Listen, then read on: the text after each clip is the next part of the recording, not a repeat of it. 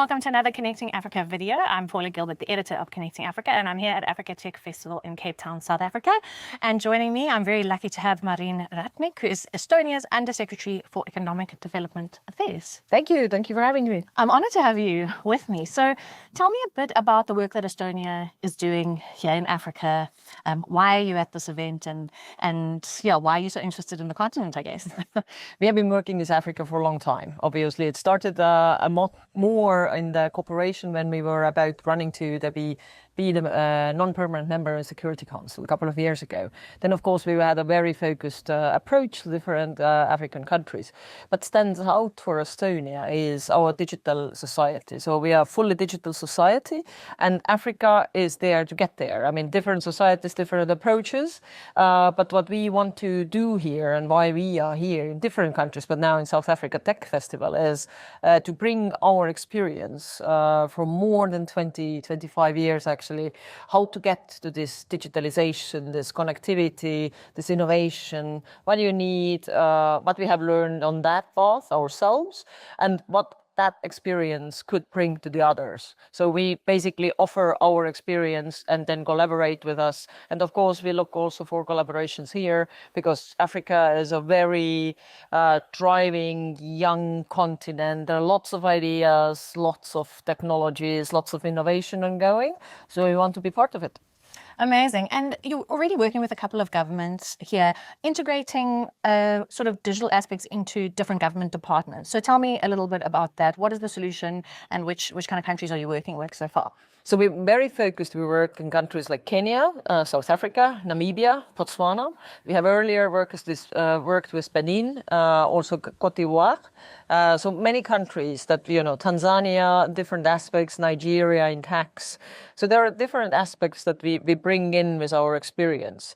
So, and what we are focusing here is when we talk about e-governance and how to put up a fully digital governance.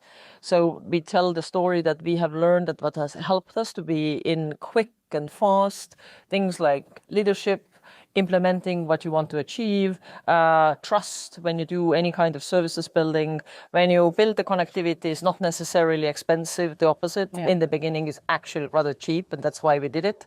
Interoperability, that means you can let different subjects, different ministries, different databases which you have in the country develop themselves separately, independently, but they need to be able to communicate with each other. So this interoperability platform, yeah, that's critical as well. Oh, of course, and all it comes with the cybersecurity, and now also the AI that you have to think along.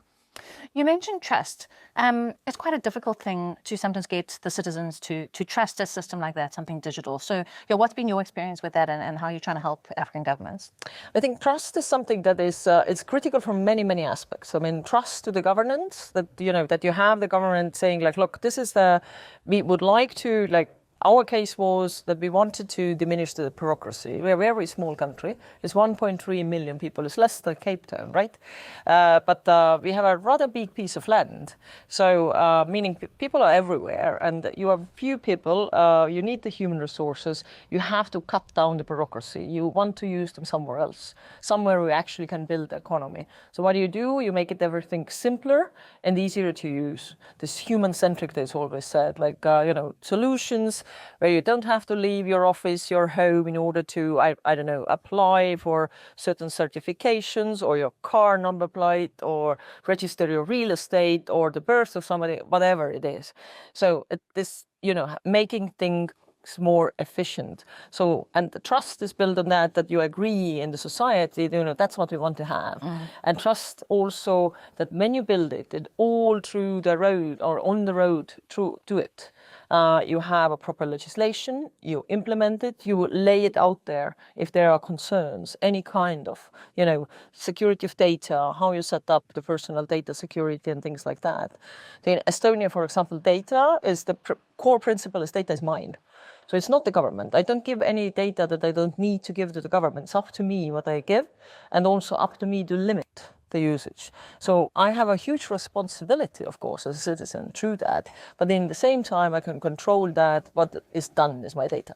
Yeah, quite interesting because it sounds similar to countries like Namibia and Botswana with very small populations but big land masses. So I can understand kind of the crossover and how it would make sense to work with those kind of countries. So when it comes to advancing, digital transformation in Africa, what are kind of the unique solutions that you guys have found along the way that you think, would work best here?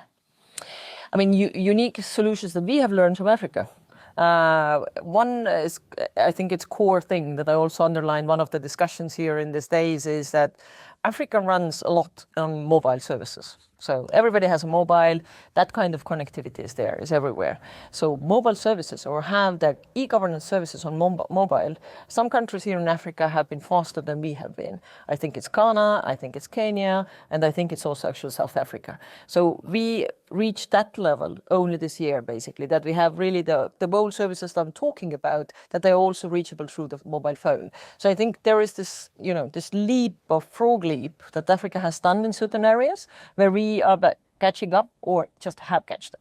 Yeah, and Estonia has become very well known as a tech ecosystem and for your startups. And you've also now launched your new technology event, Latitude 59. Exactly. Yes, tonight. Tell me a bit about that. Why was Cape Town a good city to launch the next one, I guess?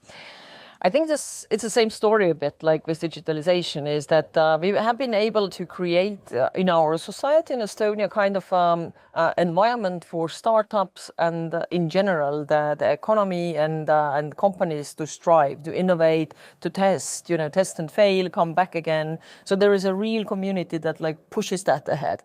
So that has been now kind of, it's really an ecosystem throughout also Nordic countries in Northern Europe. And now a couple of years ago, we decided that it's interesting also to work with others. So there is a Kenya version of Latitude 59. 2 weeks ago, actually, I came back from Singapore. So we had a Singapore switch.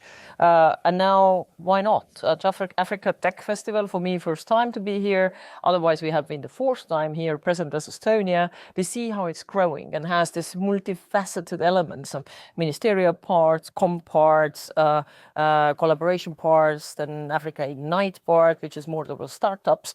So I think that's again something that we can bring in here to say that look what we have been doing. Let's do it together, because the main point for us has been that let's co-create, reuse, having this collaborative attitude.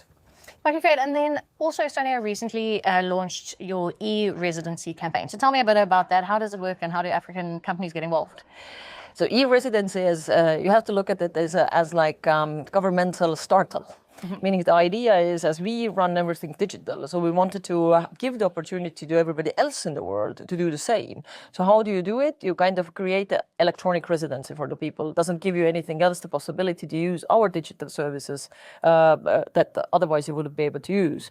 And the best part of it is, or the most meaningful part of it is that you can create through that a company in Estonia.